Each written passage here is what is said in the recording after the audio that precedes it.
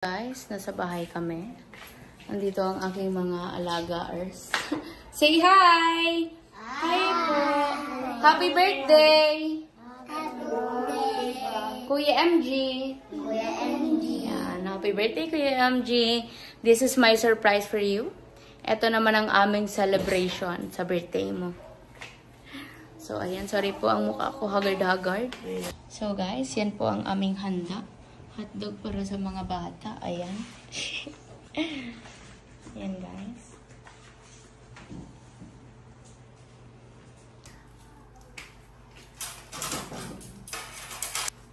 Sisi ang gustong kasama, Kay. Oh! Kita mo rin ka na rin. Sige na, Be. Oy, Nene, hindi ka mag-ano. Yan, aka yan. Hindi na lang, ikasit daw na dyan. Dali, ato mga hindi nga doon ka mo magkakan. Tabakalo ka mo kang ido. Yan po ang handa natin. Sa birthday ni Kuya MG po. Cassava cake, spaghetti, tapos hotdog. Wait lang, sarap-sarap lang po. Sarap-sarap. Mo. Pray na muna. Kuya, lead the prayer. Sa prayer, Kuya. In the name of the Father, the Son, and the Holy Spirit. Amen. Ay, silent. Kuya, Loud. Kusog. lagay na nung boses mo, Kuya. Sige na, Kuya. Silent prayer. Baka na-snackan niya. Dali na. Dali na. Sige, pray boses mo.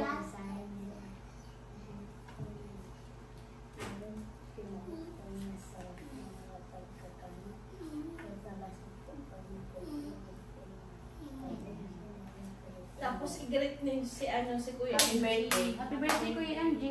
Happy birthday, Kuya MG. Happy birthday, Happy Kuya MG. birthday po, Kuya MG.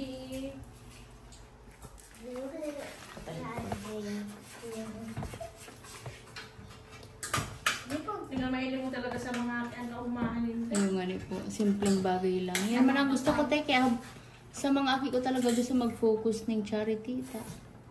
Mas magaling Bito din. mo na yan eh, oh. Sige po, hindi lang po ako. Masarap? Opa. Happy? Okay. Happy birthday, Kuya MG. God bless you. More birthdays to come. Ito ang aming celebration sa iyong birthday.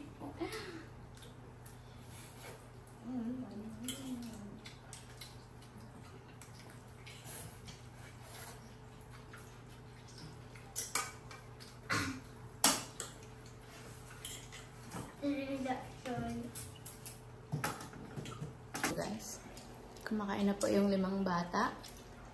Wala po dito yung panganay. Wala po dito si Prince. Nagbabasketball po siya. Yan. Pero kasama ko po ang kanyang mommy.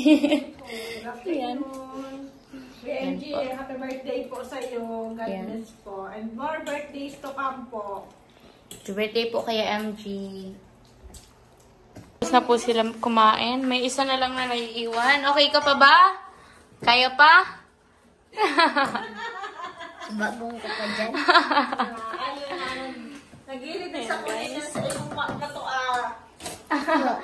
Abo kayang kamerahan. Ayan guys, si Prince naglalaba. Kami po yan ni Prince. Kasi nakilaba po ako sa kanila kasi wala pa rin po kaming tubig. Ayan. 9 PM na po yan, patan na. Kaya sabi niya, tutulungan niya na daw ako maglaba. Kaya yan guys. Diba, napakasipag ng bata na yan guys. Lagi ako niyan tinutulungan talaga. Kahit makikita lang ako niyan sa daan na marami akong dala, lalapitan ako niyan para tulungan. Kaya love ko po talaga yan si Piep.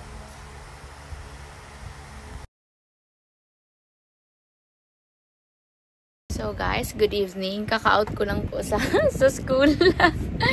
Tapos andito po ako ngayon kila Prince, yung sa panganay ko po na inaalagaan. So ayan, ito po ang kanyang mommy, yan. Tita, ano po tita name mo? Tita Aileen. Yan siya po si Tita Aileen. So lumaki po ako dito do. So kilalang kilala po ako ni Tita Aileen. Umpisa bata po. So ayan. ano lang to guys, interview kasi syempre beneficiary ko po si Prince, yung anak po ni tita. And yan, nagbi-business po sila ng isaw dito na napakita ko na din po yun sa public. Pinost ko po si Prince na nagtitinda ng isaw. Tapos yun, nakakasad po kasi ngayon hindi po nakakapagtinda sila tita kasi kulang sa puhunan. Syempre sobrang dami po kasing gastos, tsaka single mom po si tita. Siya lang po ang bumubuhay kay Prince. Tapos yan, mahirap po talaga ang buhay ngayon guys. So yan, interviewin lang po natin si tita. So tita, kinakabahan po si tita guys. Po ito tita, kwento-kwentuhan. Fast talk. Charis. Tita, ilang taon na po si Prince? Si Prince 14 years old. 14 years old. Tita, asan po ang papa ni Prince? Ang papa ni Prince nasa Paping Maynila, sa Maynila. Ako. Pero wala na kami komunikasyon as tagal na. Simula nang umalis na ako doon na si Prince pinagbubuntis ko ngayon. So, never pa po nakita ni Prince yung Never papa pa niya? until now. Nagkaroon sana kami ng communication that time. Pandemic. Opo. Tagal na yun eh. Si Prince that time siguro pa grade 4. Opo. Tapos siguro wala pang isang buwan, nakat na yung communication namin. Hindi na rin ako nagpapag-communicate. Tsaka ayaw na rin ni Prince. Ni Prince makipag-communicate. Ayaw. Siguro, maintindihan naman kasi syempre si Prince, lumaki na talaga siya sa'yo. Tapos, syempre po, na-witness, matalino kasi si Prince tite. Kaya na-witness niya yan na nasasaktan ka, tapos ayaw ka na din niyang masaktan. Kaya, yun po. Tapos, pag-graduate na po si Prince guys. Grade 6. So, guys, grade 6 na po si Prince. Tapos, ikaw po tita, single mom ka na talaga, ever since? Kasi, Sa simula pa lang po Opo. doon sa panganay ko. Mm-mm. Kasi yung sa panganay ko talagang as in, hanggang sa dumating na si Prince. Talagang as in ako lang. hi! Yan po ang isa kong beneficiary, nakahubad. Hi! Good evening. Wala daw, bibi. Tapos, yan, tita, dyan naman tita sa business niyo, bakit po na-stop yung pagtitinda niyo? Pag ganyan na medyo matumal, syempre sa pang-araw-araw namin, nahuhugod yung panggas. Pag hindi ako nakapagtinda sa isang araw, talagang magagalaw ko yung niya. Tapos, puhunan niya. yung puhunan niyo po, tita, ay nanghiram lang kayo? Opo, pag talagang totaling hindi ko maparoling ng maayos yung dumarating talaga sa point na hiram ako. Ganun po yung Yan. So, tita, gaano kahirap maging single mom? Sobrang mahirap. Gagawin mo ang lahat. That time na as in talagang yung nung that time na nagtitinda pa ako ng tawag sa sentro, halos uwi talaga ako gabi na ako uwi. Tapos uwi ko dito, ako mag-asikaso sa kanila ni ate niya. Tapos ayun na yung pagka umaga, syempre mapasok na naman sila hanggang ngayon. Ako pa rin. Asikasuhin ko pa rin. Kasi lalo na ngayon, pag-graduate na si Prince, kailangan talagang fokusan na. Gaano ka, soft sa, sa'yo si Prince, tita? Syempre lalaki si Prince, pero gaano siya ka-soft sa'yo? Malambing si Prince. Until now, simula nung ko yung si Prince, never yung nagbago na maging malambing sa magulang niya. Pag yung alam niyang galit ako, na nagtatampo na ako, magkikis na yan, mama, hindi nawawala sa kanya yung everyday na mag-I love you, tapos may kasalanan siya, magsusorry siya. Pero pag may kasalanan siya, dapat andun yung bagay na explain mo sa kanya kung ano yung gagawa niya mali, para maintindihan niya. Tapos umaano sa isip niya. Nag-mark. Kailan mo tita nakitang like pinaka nasaktan si Prince? Nasaktan si Or Prince. ikaw po yung nasaktan, tapos nakita ka ni Prince? Yun talagang yung part na as in na down kami. na as in wala akong yung wala as in talagang wala akong income, wala akong mapagkuhaan. Tapos dumating sa point na magpapautang muna ako sa sabi niya ni Prince na pagbalik sa akin, mama wala daw pong ganito ganyan. Sabi niya sa akin nga ni Prince na mama mag-aaral ako mabuti para mama paglaki ko mama hindi na dumating sa point mama yung mangungutang ka tayo mama. Kaya yun, yung bagay na yun, sabi ko, I hope anak, gawin mo yan, mag-focus ka sa pag-aaral mo. Sabi ko, kasi itong ginagawa ko, hindi lang to para sa akin. Para ako, pag dumating yung point na hindi mo na ako kasama, alam mo kung paano ka tatayo sa sarili mong paa. Si Prince, ang bata na that time na pandemic, sinasama ko sa palengke. Nagtitinda kami niyan, tumutulong yan sa akin. That time na nagtinda rin ako nung nag-try ako magtinda ng mga repack na mga like paminta, bawang. Mag-ano niya, wala na kasi yung picture niya ni, kasi dati picturean ko yan, tapos nag-post ako niyan dati.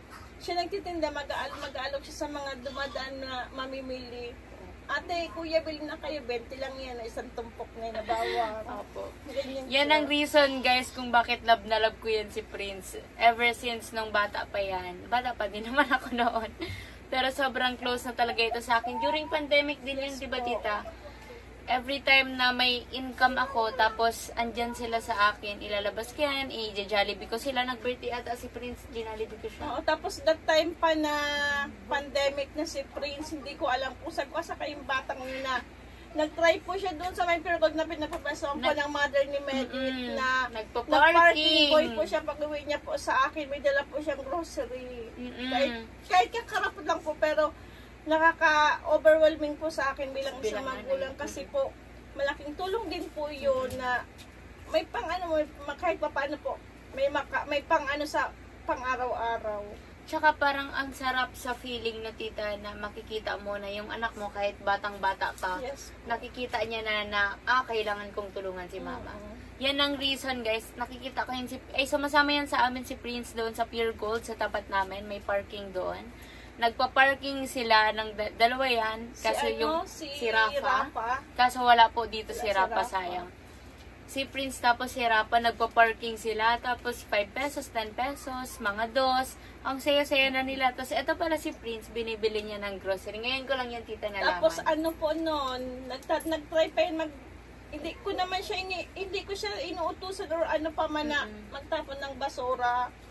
That time pandemic, talagang alam niya na wala kaming mapagkuhaan dahil stop noon ang pagtitinda namin noon ng pinaalasada kong sa night market na mga paninda. Stop talaga kami noon until na wala na, hindi na kami nakabalik sa pagtinda noon ng night market na yun. Yung uwi siya sa akin, si Prince nagtapon ng basura na pagbili mo man ng bigas kahit kalahati lang. Naluha ako ng that time na yun. Sabi ko na salamat. Kasi alam niya talaga na that time wala ako, as in down na down, sobrang down ako noon. Pero kinaya ko po ang lahat. God is good talaga.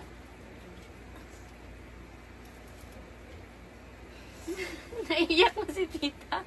Kasi kay si Prince, pinadanas niya sa akin kung paano ba yung Mahalin ng anak. mahalin ko siya at mahalin niya rin yung magulang niya.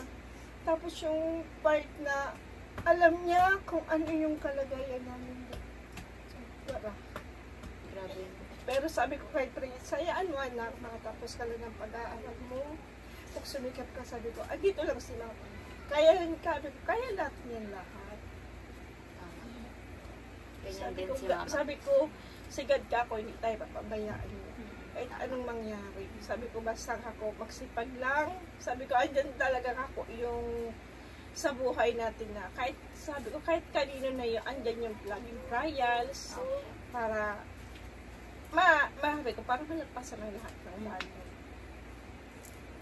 Grabe guys. Ang dami kong nalalaman. Yung iba ngayon ko pa lang po kasi nalalaman. Kasi hindi ako nagkukwento po kahit kanino yan. Ngayon lang po yan na ni Medit nalaman na ganyan si Prince. Lalo pag alam niya talagang walang-walang mamaya. Pag nagsabi na nga ako sa kanyang, alam ko may pera siya. May pera ako ng ganito. Mama, ito na lang yung pera ko, mama. Oo nga po, tita. Nung pagpunta ko ng Legazpi, sinami ko po si Prince, diba? Tapos sabi niya sa akin, wala na daw siyang pera.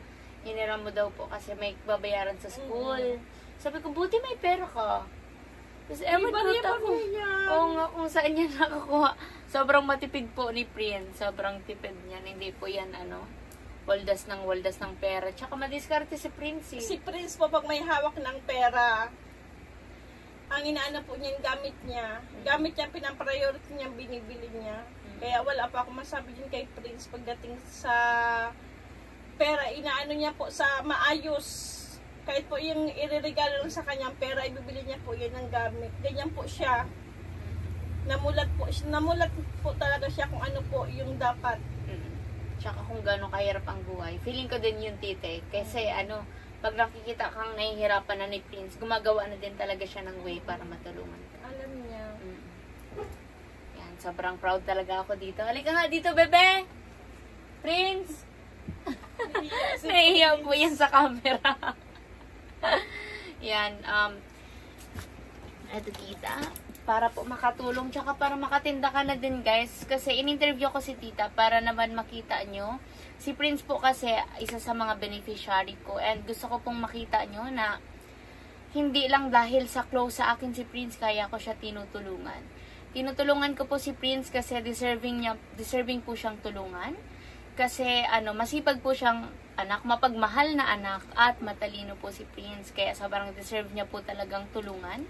Deserve niya maging beneficiary ko, beneficiary po natin. Kaya sobrang grateful po talaga ako na binigyan niyo ako ng kakayahan para tumulong. Hindi man yung tulong na sobra-sobra, pero yung tulong na sa abot ng ating makakaya. So sobrang blessed po ako sa inyo, sa lahat po ng communities ko. Sa mga patuloy pong nagmamahal sa akin at nagtitiwala, nagagawa ko po ito dahil po sa inyo. Kayo po ang foundation sa likod ko, kaya thank you so much po. Yan. Bibigyan ko po si tita ng pampuhunan, guys, para makatinda na siya, para may pang-provide sila sa daily needs, kasi sobrang hirap kapag wala kang source of income, kahit yung pang araw-araw lang. Sobrang hirap talaga. Kaya, nung nakita kong nakilaba kasi ako dito, guys, tita, kahapon. Kasi wala kaming tubig. Nakilaba kami kagabi. Tapos, tinulungan ako ni Prince maglaba. So, guys, ganyan ako kamahal ni Prince. Tinulungan niya po ako maglaba. Tapos, yun, nagkwentuhan kami ni tita. Tapos, kaya pala sabi ko, hindi na kita tita nakikitang nagtitinda. Yan pala ang reason, guys. Naubusan si tita ng pampuhunan. Nahatak siya sa mga pang daily needs nila. Kaya, tita, eto po. Sana makatulong, tita. Thank you so much po sa community po ni Medit, sa sponsor niya po. I hope po patuloy po kayo at marami po kayong matulungan na mga nangangailangan po. And God bless po always. Tsaka yan kasi, tita, ang goal ng ng pag-charity ko. Yan ang goal ng pag-charity namin. Hindi lang yung sa tumulong ng tumulong. Ang goal, pinaka-goal talaga namin is don't give man a fish. Teach the man how to fish. Yung hindi ko alam kung tama ba ang grammar ko or tama, basta wag mong bigyan ng basta turuan mo sila maghanap buhay, ganyan. Hindi yung magde-depend na lang sa mga tumutulong, kasi syempre katulad nga po, tita, ng sabi ko, hindi madali ang buhay. Tsaka lahat hihirapan. So, yun po. Gusto kong magbigay ng opportunity para magpatuloy sa paghahanap buhay niya po. Kaya yan, sana makatulong, tita. Malaking tulong po ito. Sobra po. Sobra. Thank you so much, tita. Thank you sa pahintulot sa akin na ma-interview ka. Kahit biglaan, guys. Kasi kakatapos ko lang mag-school. Tapos, naka-uniform pa nga ako eh. Bigla ko lang naisip na, okay, interview ko na lang si tita. Tapos bigyan siya ng pampuhunan para makapaghanap buhay na ulit siya. Tapos yun, guys. Yan. Thank you so much po sa aking communities. Dali na, anak. Hindi ka na Dali review. na, Prince. Dali na po. Pasensya po kayo sa anak ko, sobra pong mahiyain. Mahiyain po ito sa camera, guys. Ito po ang aking, bunsong kapatid. Prince, kailan niya yung nilalabas ko kayo ni Rap? Anong year yun? Pandemic, no? Pandemic. Ay, before pa pandemic, anak, di ba? Oh, pandemic yun. Patapos na yung second wave. Second wave na po kasi Opo, yun yung ng natandaan ko eh. Ang dami ko nun, guys, racket. Tapos, pag may sobra ako yan, nilalabas ko to. Tapos, nag-birthday ito eh. Di ba birthday mo yun, Pip? Kumain po kami sa Jollibee, guys. Nagpaalam po sa akin siya noon Opo. that time. Sabi niya, Mama, lalabas po kami nila Ate Meli. Sabi ko, bakit? Sinasabi po ko. Siyempre, Mama, celebrate kami ni Ate Meli. Birthday.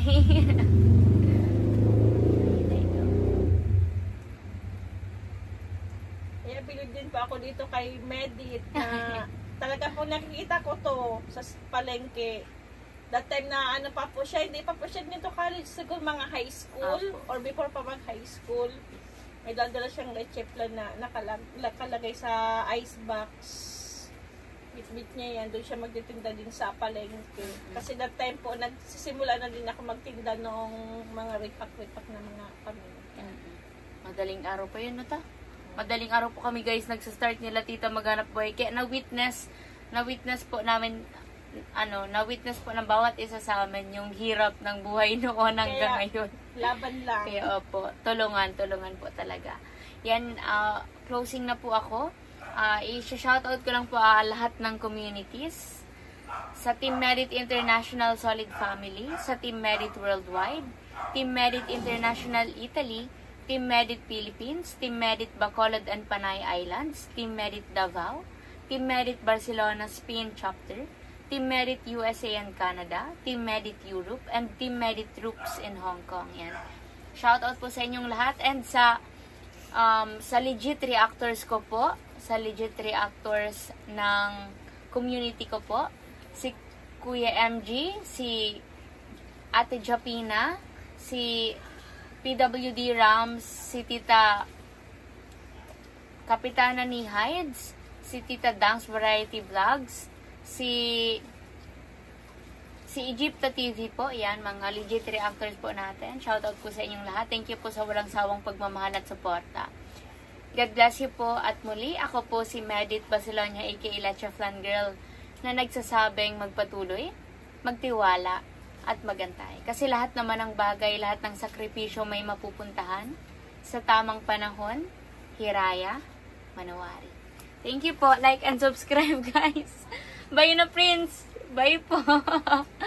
Bye na, tita. Bye po. Ingat po lahat. Thank you po. Thanks for watching. Love you all.